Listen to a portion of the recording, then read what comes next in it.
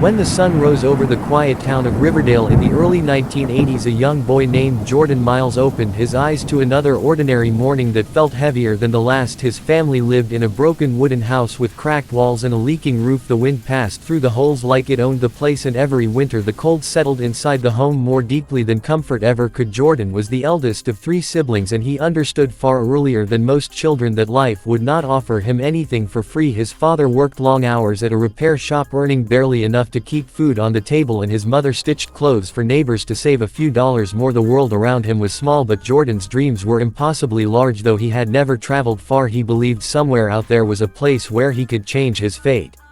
Every morning before school he woke up early to carry newspapers along the wet streets. Sometimes the rain drenched him to the bone, but he kept walking because those few dollars helped buy books, pencils, and sometimes even bread that he shared with his siblings. He often reached school tired, hungry, and wearing worn-out shoes that had holes near the toes. Still, he walked into the classroom with a quiet confidence that no one could strip away. His classmates teased him for being poor, but he didn't defend himself or complain. He had already decided that his pain would shape his strength, not his weakness. One afternoon while returning from school, he passed by an old junkyard and noticed a pile of broken radios, televisions, and wires. Something pulled him toward it. He knelt down and picked up a cracked radio. Its inside parts were scattered, yet something inside him felt alive. He didn't know much about electronics, but he felt an immediate connection, as though the radio was whispering a challenge. "Fix me if you can." Jordan took it home, sat on the floor for hours, and slowly, piece by piece, began to understand how the machine lived. By midnight, when he inserted the last wire and heard a faint crackle of sound, he felt as if he had unlocked a secret hidden inside the universe. This was the moment he felt purpose for the first time. He started collecting broken devices from the junkyard, fixing them and returning some to their owners, who were surprised that a skinny teenager had brought dead machines back to life. Soon neighbors began calling him the boy who repairs anything, and they handed him small tasks to earn a few dollars. These small victories built a bridge toward something larger. Yet Jordan still struggled in school, not because he lacked intelligence, but because balancing work, studies, and survival drained him daily. Sometimes he returned home so exhausted that his eyes burned, yet he still opened his books and forced himself to keep studying because he believed knowledge was the only ladder out of the darkness around him. One evening the electricity went out as usual, and Jordan sat in candlelight trying to solve a difficult math problem. The candle kept flickering and the wind blew in through the broken window. Still he continued writing, determined to finish his assignment. When he finally succeeded, he smiled quietly, realizing that problems, whether in life or on paper, could be conquered with patience and courage. That night he made a promise to himself: he would build a future where his family would never again fear electricity bills, hunger, or broken roofs. He would break the cycle of poverty with his own hands. Years passed and Jordan grew stronger, not physically but mentally, emotionally, and spiritually. He graduated high school with average grades but extraordinary curiosity, and this curiosity earned him a small scholarship to a community college where he studied engineering. During the day he attended classes, and at night he worked part-time in a small electronics store, helping customers choose batteries, chargers, and cheap radios. He watched every machine carefully, learning how each part worked. Then after closing time he stayed back repairing broken equipment for extra money. He slept little, ate less, but learned more than most would in a lifetime.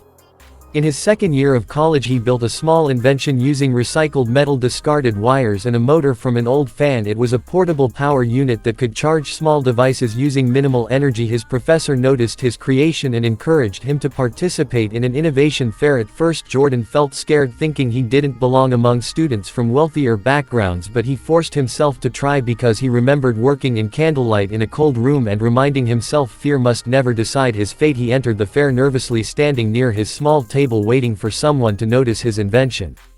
An older man with white hair and a warm smile approached him, inspecting the device with curiosity. He asked Jordan questions about its design and purpose. Jordan explained everything with honesty, passion, and simplicity. The man listened carefully and introduced himself as Richard Hale, a retired engineer who had spent years working on energy projects. He saw potential in Jordan, not just in his invention but in the fire behind his words. He gave Jordan a chance, offering him mentorship, guidance, and a place in his small private workshop. This moment shifted Jordan's life forever.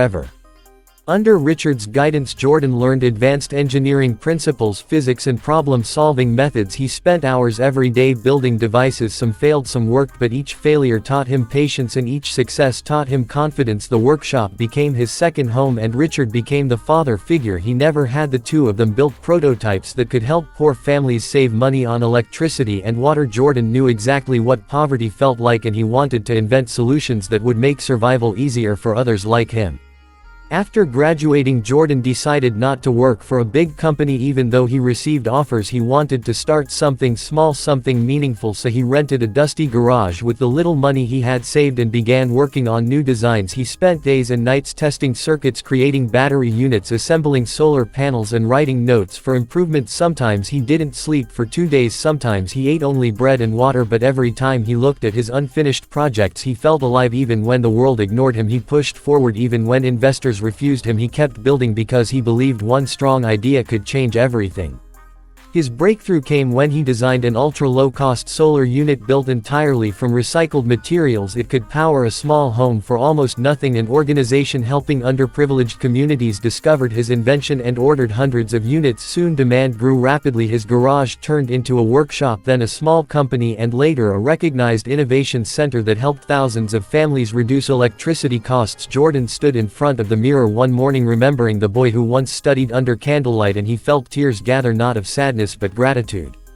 Success did not make him arrogant, it made him humble. He returned to his old neighborhood, rebuilt homes, funded education for children and donated energy units to families who struggled the way he once did. He traveled to different states teaching young people how to create inventions from recycled materials. He visited his childhood school and told students that dreams were not meant for the rich or the lucky, but for anyone willing to persist. Jordan's story spread across America not because he became rich but because he used his journey to inspire millions, reminding them that no beginning is too small and no obstacle is too big.